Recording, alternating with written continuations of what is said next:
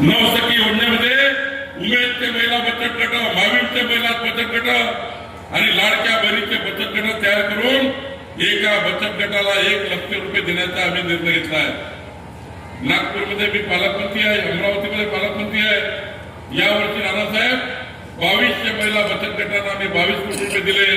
प्रत्येक वर्षी 2000 महिला बचत गटांना आम्ही 22 कोटी रुपये देऊन 5 वर्षामध्ये 10,000 महिला बचत गटांना रोजगार निर्मिती करता साधन देणार आहोत। आणि तेवढंच नाही, हे साधन दिल्यानंतर एक धाराशिव मध्ये मोठा मॉल झाला पाहिजे।